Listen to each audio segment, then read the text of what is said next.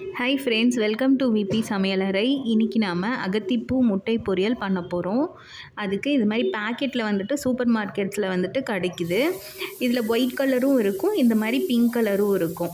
நம்ம முருங்கைப்பூ முட்டை பொரியல் பண்ணியிருப்போம் இல்லையா, அது போல் தான் இந்த பொரியலும். இதை வந்துட்டு இது போல் தண்ணியில் அலசிட்டு, ஒரு சிலர் வந்துட்டு இதில் நடுவில் ஒரு நரம்பு மாதிரி இருக்கும், அதை எடுத்துகிட்டு பண்ணணும் அப்படின்னு சொல்லுவாங்க. நான் அது மாதிரிலாம் பண்ணது கிடையாது. நார்மலாக வந்துட்டு அதை அப்படியே எடுத்து வாஷ் பண்ணிவிட்டு மேலே இந்த மாதிரி காம்பு இருக்குது பார்த்திங்களா, அதை மட்டும் கட் பண்ணிவிட்டு நான் வந்துட்டு அப்படியே கட் பண்ணிப்பேன். நம்ம முருங்கைப்பூ முட்டை போட்டு பொரியல் ஆல்ரெடி நம்ம பண்ணியிருக்கோம், அதே மாதிரி தான் இதுவும் வந்துட்டு நல்லாயிருக்கும் டேஸ்ட்டு. இந்த பிங்க் கலரில் இருக்கிறதும் கிடைக்கும், ஒயிட் கலர்லேயும் இருக்கும், அதுவும் வாங்கி நம்ம செய்யலாம். இது மாதிரி சின்ன சின்னதாக கட் பண்ணி வச்சுக்கலாம்.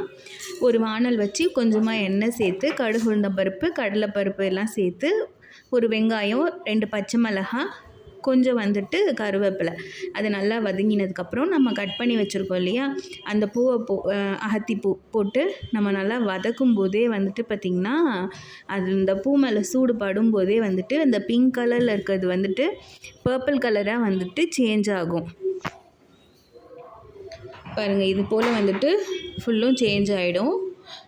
சிலருக்கு வந்து முட்டை போட்டு சாப்பிட மாட்டாங்க இல்லையா, அந்த மாதிரி இருக்கவங்களாம் வந்துட்டு தேங்காய் பூ வந்துட்டு சேர்த்தும் சாப்பிட்லாம், நல்லாயிருக்கும்.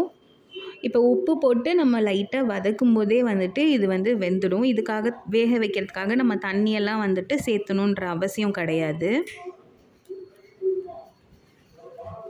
இப்போ நான் வந்துட்டு 3 முட்டை எடுத்து வச்சுருக்கேன். 3 முட்டையும் வந்துட்டு சேர்த்துக்கலாம். சிலர் வந்துட்டு முட்டையை வந்துட்டு தனியாக வறுத்துட்டு அப்புறம் வந்துட்டு இந்த இதில் வந்துட்டும் சேர்த்துக்கிறாங்க. அந்த மாதிரி வந்து சேர்த்தும்போது வந்துட்டு முட்டை தனியாகவும் இந்த அகத்திப்பூ தனியாகவும் இருக்க மாதிரி இருக்கும். நம்ம முட்டையை இந்த இதுலேயே போட்டு நல்லா வந்துட்டு மிக்ஸ் பண்ணும்போது என்ன ஆகும்னா, அந்த பூ இந்த முட்டை அது எல்லாம் வந்து ஒன்றோட ஒன்று மிக்ஸ் ஆகும்போது எல்லா பூவோடையும் அந்த முட்டை வந்துட்டு அப்படியே கோட்டான மாதிரி இருக்கும், சாப்பிட்றதுக்கும் நல்லாயிருக்கும். நான் 3 முட்டை சேர்த்துருக்கேன். இதை தனியாகவும் செஞ்சு சாப்பிட்லாம். முட்டை சேர்த்தும் போது நம்மளுக்கு குவான்டிட்டியும் அதிகமாக கிடைக்கும், டேஸ்ட்டும் நல்லாயிருக்கும். புதுசாக யாராவது சாப்பிட்றாங்க அப்படின்னா வந்துட்டு புதுசாக இருக்குதுன்னு வந்துட்டு வேணான்னு சொல்லுவாங்க. நம்ம முட்டை போட்டு கொடுக்கும்போது சாப்பிட்டுப்பாங்க. சூப்பராக பாருங்கள் தயாராகிடுச்சு. பர்பிள் கலரில் இருந்தது, முட்டை போட்டவனே வந்துட்டு இந்த மாதிரி ப்ளூ கலர் ஆகிடுச்சு. சூப்பராக இருந்தது டேஸ்ட்டு.